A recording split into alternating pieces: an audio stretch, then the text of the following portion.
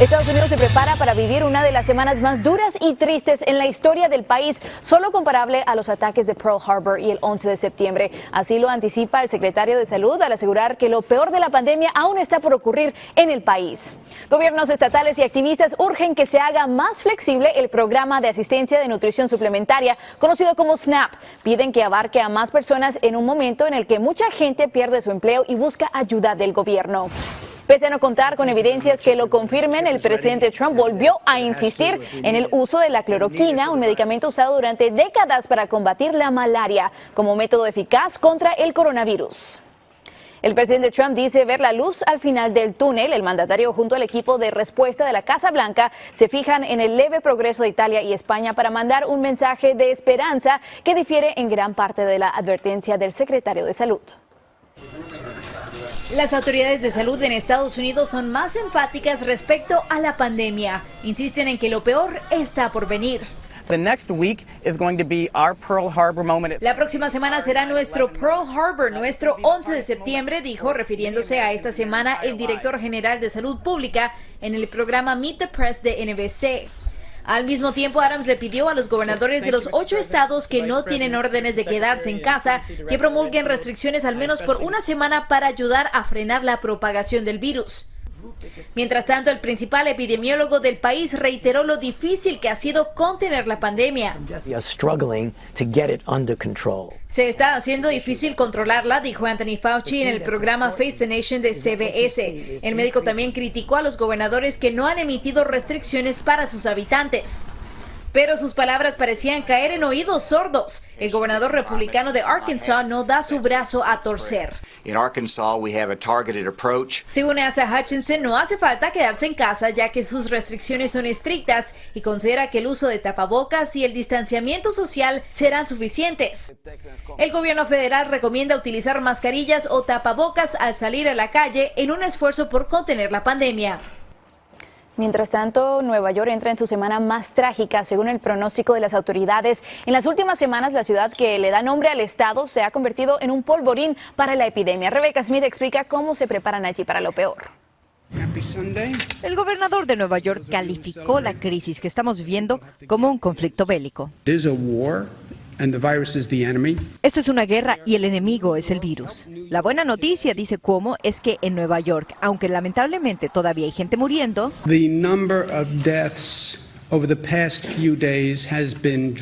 por primera vez ha descendido el número de muertos. El problema es que la crisis en Nueva York se comienza a repetir en otros estados, como Luisiana e Illinois.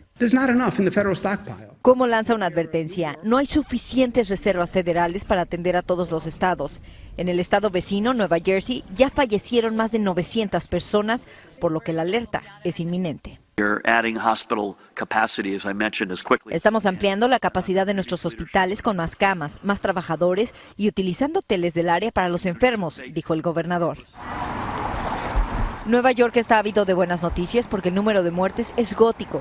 Estas imágenes son de un hospital de Brooklyn donde la cantidad de muertos es tal que se tuvo que apilar a los cuerpos en una morgue temporal.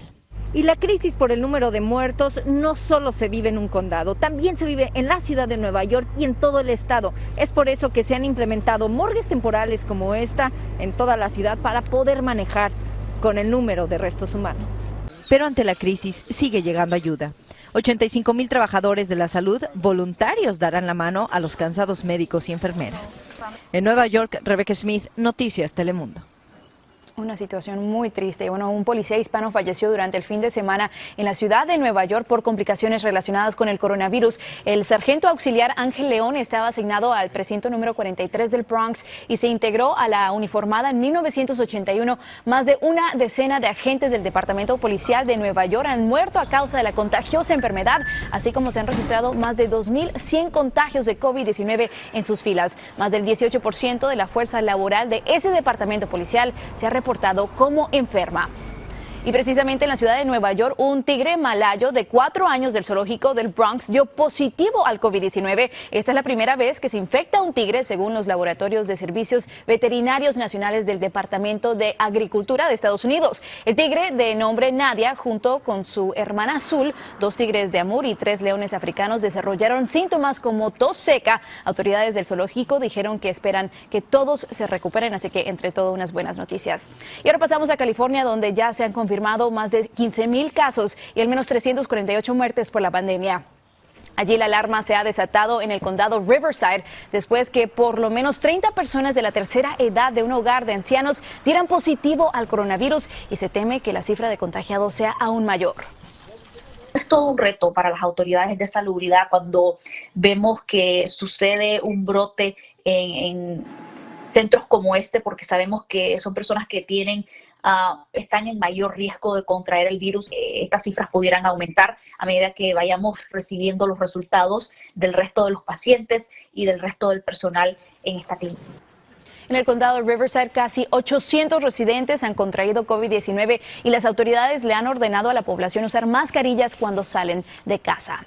Y en otra información, el secretario de Defensa Mark Esper confirmó que había 155 casos de COVID-19 entre los marineros del portaaviones Theodore Roosevelt. El Roosevelt, con base en San Diego, está en el puerto de Guam luchando contra un brote de COVID-19 entre su tripulación, mientras el capitán Brett Crozier, que fue relevado del mando del portaaviones, también ha dado positivo en las pruebas. Crozier fue despedido luego de pedir a sus superiores de la Marina evacuara al 90% de su tripulación en una carta que se filtró a la prensa. Y también en otras noticias, el primer ministro británico Boris Johnson es hospitalizado como medida de precaución ante la falta de mejoría provocada por el COVID-19. El político de 55 años llevaba 10 días aislado en su residencia tras dar positivo por el coronavirus. Y el gobierno español pone en marcha una campaña de detección precoz del virus que ayuda a frenar los contagios de la pandemia. España registró 637 muertes en 24 horas, el dato más bajo en los últimos 13 días. El número de contagios en el país supera los 135,000 y los muertos son más de 13,000. Y Francia e Italia registraron el menor número de muertes a causa del coronavirus en 1 y 2 semanas respectivamente. En el caso de Italia, los fallecidos sumaron 525 en 24 horas. En Estados Unidos ya hay más de 82,000 infectados. Son 1,000 más que en China y 2,000 más que en Italia. Y Nueva York sigue siendo el epicentro de la pesadilla. 400 personas murieron hoy. Durante esta Semana Santa, que inicia el día de mañana, el Gobierno Nacional dará a conocer la extensión de la cuarentena que iría hasta el próximo lunes, pero esta tendría una modulación. Podría tener ciertos periodos de trabajo por sectores para que otras personas puedan trabajar. Aquí les explicamos. A pesar de los rumores sin confirmar y de los jalones de orejas que el presidente Duque y algunos de sus ministros le dieron a la alcaldesa Claudia López por decir que el confinamiento obligatorio debería prolongarse por varias semanas, el mandatario admitió oficialmente que esa posibilidad existe. Significa que el aislamiento en casa podría ir más allá del 13 de abril después de concluir la Semana Santa. La decisión se tomará esta semana, según reveló Duque, una vez los expertos analicen la curva epidemiológica. Esta semana vamos a evaluar con todo el equipo técnico cómo va comportándose la curva epidemiológica en nuestro país, para nosotros saber si la hemos aplanado lo suficiente, cómo se proyectan las semanas que vienen, y en ese sentido tomaremos una decisión siempre pensando en la salud, en la vida, en la población más vulnerable y por supuesto también en el desarrollo social. De acuerdo con Duque, el que llamó aislamiento inteligente significaría que la cuarentena continuaría después del lunes entrante, pero para ciertos sectores y por turnos, para que no todo el mundo pueda salir al tiempo. Los que puedan seguir desarrollando la mayor cantidad de trabajo a través de teletrabajo lo deben seguir haciendo. Y en algunos sectores se van a tener que establecer protocolos muy específicos, muy puntuales, para que también se pueda seguir protegiendo la salud y se pueda seguir también cumpliendo el desarrollo social. Consultado por Noticias 1, el epidemiólogo Carlos Álvarez aseguró que la semana que empieza mañana será crucial para el país, debido a que se conocerán con exactitud cuántos infectados requieren cuidados intensivos y con esa cifra de referencia determinar la velocidad de contagio del virus.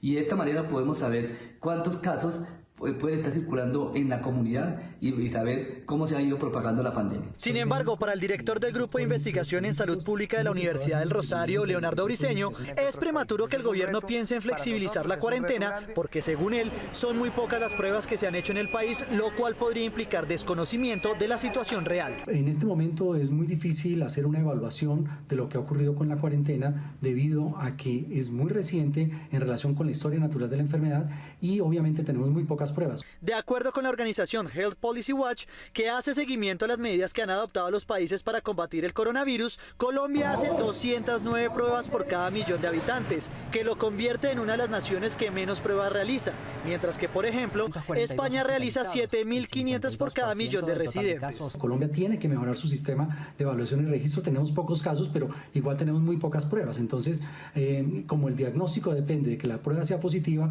si se hacen pocos casos, hay pocos diagnósticos. Aunque esta semana el gobierno tomará la decisión, los dos expertos coinciden en que aún no se ha llegado al pico de la curva del coronavirus a Colombia, cosa que ocurriría en mayo.